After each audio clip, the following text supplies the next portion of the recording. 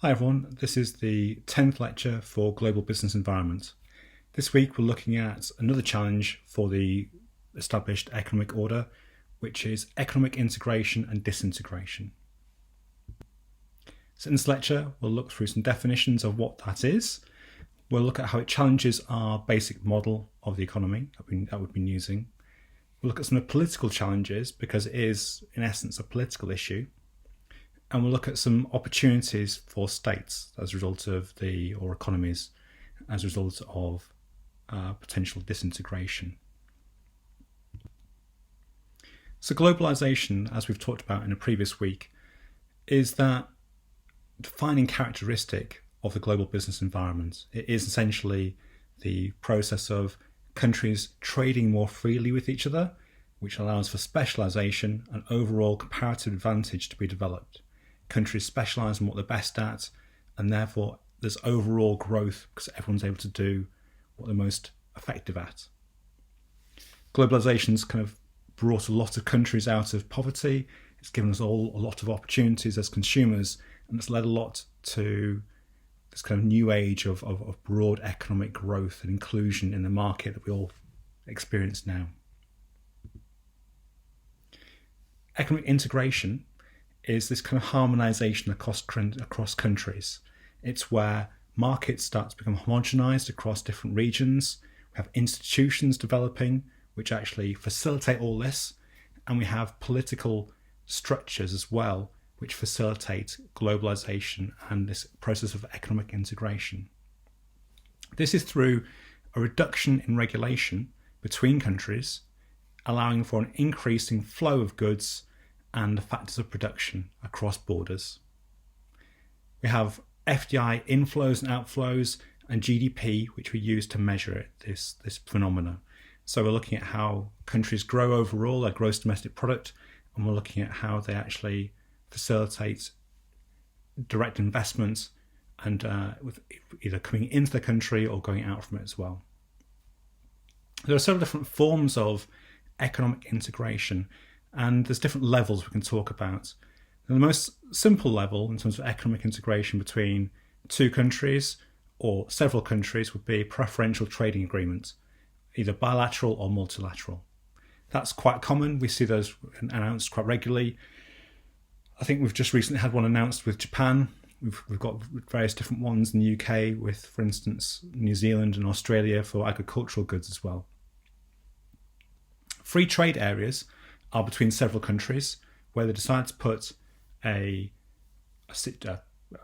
get rid of some of the laws which restrict trade, and they allow free trade amongst those different countries. So goods made in one country can move seamlessly to another country. A customs union is then where the set of countries that maybe have a free trade arrangement then put an external regulatory or financial tariff barrier or kind of quotas perhaps around that group. That's how the European Union started, which has now moved into economic union, whereby other factors of the economy are integrated to do with, for instance, fiscal policy perhaps, and then economic and monetary union, where countries move so close together that actually it's worthwhile them having a single currency. Another good example of an economic and monetary union would be the United Kingdom. We live in a country of four nations which are closely integrated and have a single currency and have economic and monetary union amongst them. Or we have a political union as well. Economic disintegration, however, refers to the breakdown of economic structures and institutions. So removing those structures and institutions that have supported globalization. This is often characterized by a decline in trade, a decline in production, and to some extent a decline in social cohesion across borders. So whereas we've seen lots of people moving across borders benefiting from globalization, economic disintegration flips that round and says actually we're going to be more focused upon the nation state within the borders instead. While recession might lead to similar kind of outcomes, economic disintegration is much more profound because it removes some of the institutions that support globalization. So rather than saying, well, we have a drop in productivity as a result of maybe a recession. Instead, we're saying actually we're removing institutions and agreements that facilitate free trade amongst different countries.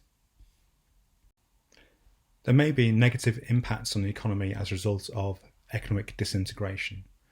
For instance, deindustrialization. As we move from an industrial to service-based economy, leading to job losses and income decline, there may be that might result from a lack of ability to trade physical goods across borders with our partners. Institutional collapse in terms of how different the industry as an institution, different industries perhaps developing across borders, starting to collapse and actually breaking apart. A good example there would be the potential for collapse in the way that Airbus operates across Europe. Previously, Airbus was built in France, Germany, and the UK, and there's been a lot of negotiations about how we would take that forward in this kind of new post-Brexit situation. Trade barriers start to increase as a result of economic disintegration. We have non-tariff and tariff trade barriers. Non-tariff are things like regulations. Perhaps we might say, actually, no, we won't accept USB-C. We need to have USB-D instead as an interface for our phones. And that would be a way to stop people from bringing things into the country which are not compatible. I mean, the UK already has completely separate different plug sockets, doesn't it? And kind of different voltages. And that's one of the kind of non-tariff barriers that actually prevents smooth trade across the globe, is that kind of, different standards. As they get removed, that should actually smooth trade. Obviously, as well, we have things like frictions in terms of business frictions, whereby there's relocation costs for businesses as they need to move to certain countries and extract themselves from those abroad. There are also broader impacts as a result of economic disintegration. There may be some labour market dislocation in that where we had lots of labour perhaps potentially, or labour employed in certain different aspects of the economy, it's now shifting to a different area of the economy. Or perhaps we have a lack of labour.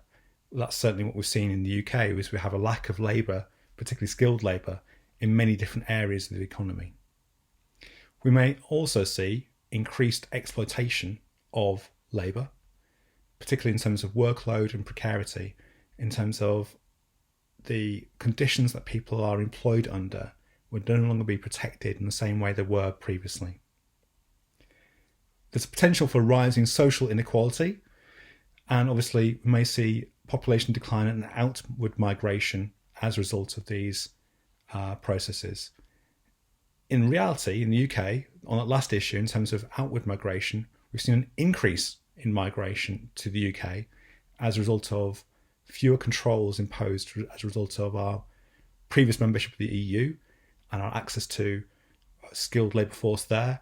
We've seen more and more impetus to have a global migration into the UK and kind of look more broadly for migratory labour, and that's been a direct result of Brexit.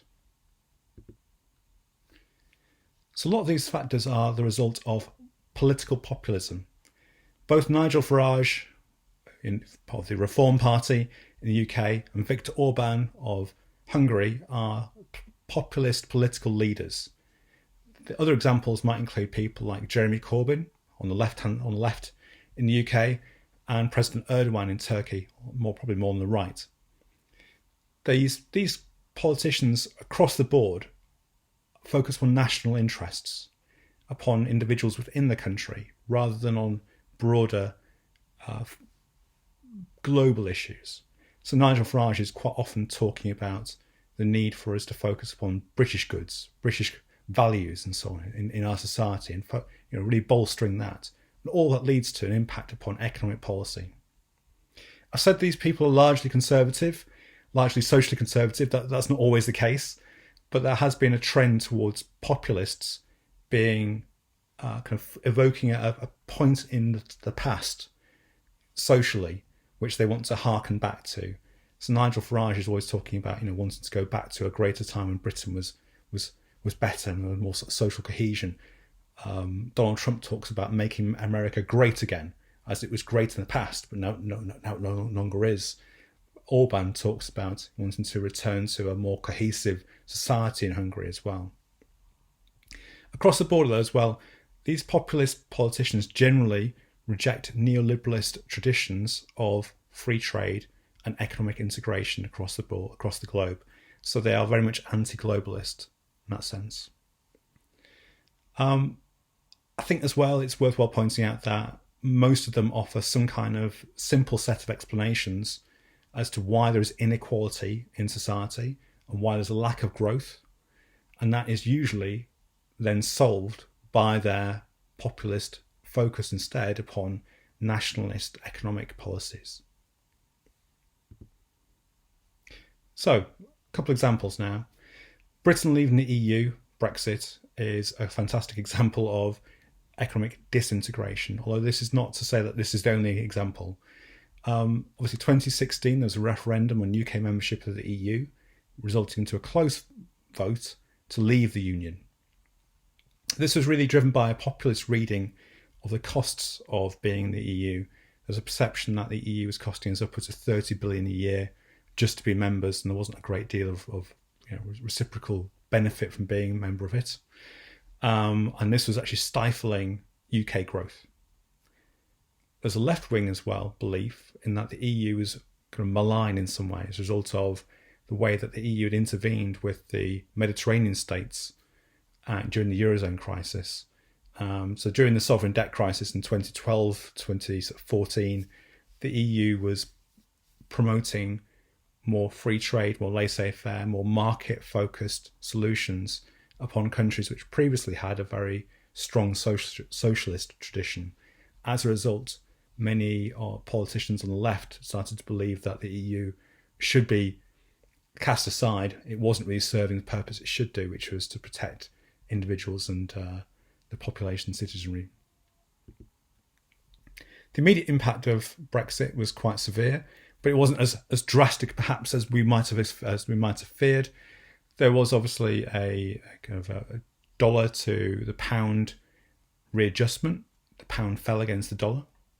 CPI inflation, consumer price index inflation, grew, and we saw that trend continue, and that's been one factor we've seen in terms of inflation across the last couple of years as well. It's been embedded in the background there as well. Also, real wages started to fall over time as there was a drain in higher earning individuals as they moved to European bases instead. I knew a couple of people who went to live in Geneva, for instance, to work for banks as a result of the Brexit vote and their organisations deciding early that they wanted to move their employees out of the UK. The longer term impact of Brexit is more contested, and I must stress here that I'm taking a very much a data-driven view of this. So we have definitely seen an impact, a negative impact as a result of Brexit. It's kind of undeniably in the data. The chart I've shown on the screen here demonstrates where we would have been if we had remained a member of the EU. Now, that's not to say that this is a perfect piece of research at all. I'll put a link in the notes as well with this as this piece of research, but it is a reasonable suggestion that we would be around 5% better off had we remained a member of the EU in 2016. The vote had gone differently. So just talk a little about governments and trade. Governments often manage trade to level the playing field in some way. There's a restriction on imports through what's called protectionism, which is linked to this kind of populist agenda. There's a promotion of exports, buying British goods, making goods which are worldwide attractive. There's FDI incentives to bring money in. But there's a sort of contested notion as to whether or not free trade is good or bad. There are social issues as a result of free trade, and we are ceding some sovereignty in terms of how some of the factors of production are actually managed. There are implications as well for individual groups and businesses more broadly as a result of the pressures competitively globally. So with that in mind, in 2016, Donald Trump came to power in his first term, and he started to focus really carefully upon the trade gap between China and America. There's a widening trade gap from the 1990s as China became more wealthy, started to develop more and more, started to produce more and more goods for the world. Imports to the US from China were gathering pace, and there's a big trade deficit as a result of that. So between 2016 through to 2020, Donald Trump instigated what he believed, what he termed as being a trade war with China. There's a real focus upon steel and aluminium production as being two major areas which needed to be addressed, and also sanctions against ZTE and Huawei, who, in terms of technological products, they were part of the developing 5G network, and there's a belief that actually they shouldn't be involved with critical areas of the infrastructure for the 5G networks. Same happened in Europe as well. There was an intention overall to improve the trade deficit of 376 billion in 2017. That's so significant. And there's a belief that buying more than selling overseas leads to an outflow of capital to other countries and a generation and a collection of wealth in those other countries. However, what we could see on the chart here is that actually there's an increasing level of tariffs applied to Chinese goods right from the 1990s onwards. So Donald Trump peaked them, really pushed hard, but they were already gathering pace under Obama, and also Joe Biden's also continued a lot of those tariffs as well. So it wasn't unique in that respect. There are over 1,300 Chinese products really focused on by the Trump administration, including pharmaceuticals, aircraft, arms, ships, a whole range of different, usually heavy industry produced goods rather than services or some of the more kind of fine production technology that the Chinese were particularly specialized in. So the impact of tariffs on a market, which is what this was really an example of, is a situation where you may have overseas trade deficits, there may be lower overseas wages, there may be a forex advantage, and a tariff is then applied, which is a charge on goods coming into a country. This leads to an increase in the cost of imports to the consumer. So as a result of that, consumers should look for substitutes to that product that they would otherwise have bought from overseas because it's now more expensive. So demand is stimulated for domestic suppliers because they're able to produce things and offset that lower overseas wage or the forex advantage as well. That means that there is a lower comparative advantage resulting from by the overseas competitor, but that can actually allow for inefficiencies within the domestic economy as well. Another outcome could be potential consumer price inflation. Problem with tariffs is that if we look at the 2018 data, we can see that when Trump was increasing tariffs, there was evidence that actually decreasing tariffs and allowing the market to equalize, for instance, within the European Union or within the kind of the other world segments, i.e. WTO following rule following countries, there's actually an opportunity for an equalization of outflows and inflows of goods, exports and imports. So it's an interesting situation where that kind of populism of the Trump era kind of countered what would be some evidence towards a need for a reduction in tariffs. The companies that could suffer in a really out and out trade war are the same then as they are now. So as Donald Trump is talking about a big trade war now, it's going to be exactly the same companies that would be affected way back in 2018 to 2020. And really we're talking about some of these big industrial players, and they are not within the kind of the main view of some of the Trump top table. Companies like Tesla, obviously, have got a pole position in terms of creating the crafting the agenda which Trump is following. So here I've got a large graphic which shows some of the proposed tariff increases that America is talking about for 2025 onwards, electric vehicles. Unsurprisingly, number one, semiconductors as well, trying to sort of give a competitive advantage to other countries in the world and stymie some of that advantage that China's starting to develop with in terms of semiconductor production. Solar cells, we may see things like critical minerals starting to gather tariffs as well, because they are a competitive product in the marketplace globally for production for high technology goods. So looking now at some of the opportunities or some of the more positive consequences from this economic disintegration process. The process of moving production to other countries overseas is called usually offshoring. The process of bringing it back to the domestic market again is called onshoring or reshoring. There may be some significant benefits as a result of that. For instance, there are carbon implications from having goods from overseas. There's more employment locally as well produced as a result of bringing things back. And again, linking back to the populist agenda, it's a very popular thing to do if you're a political actor to bring more production or more jobs home again. There's a home bias as a result of this. One of the big advantages as well, by having a kind of a more parochial attitude towards economic production and that being less global, is you have more autonomy. You have a reduction potentially in currency inflation as a result of currency fluctuation.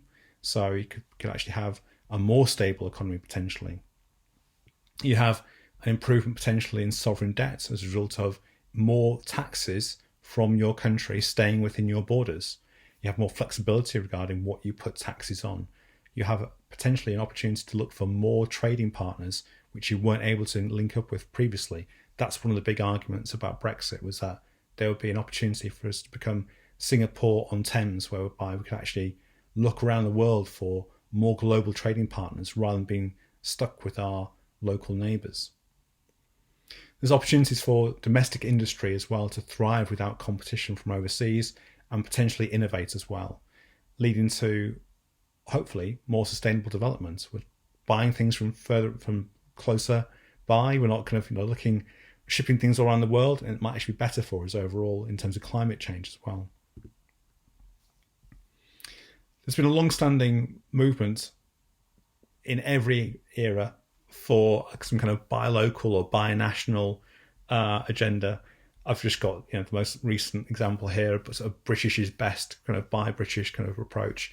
There was one in 2008, a big sort of agenda by the UK government to kind of buy British to help, or buy locally to help the local economies. There was another one in 2012 as well, in terms of trying to rebuild the UK economy. And this, in principle, should help pump prime, i.e., kind of like support national industries. When this is applied to government spending, which is called public procurement, that can be worth between 15 to 25% of all state spending. So it's up to 250 billion in the UK is spent on public procurement.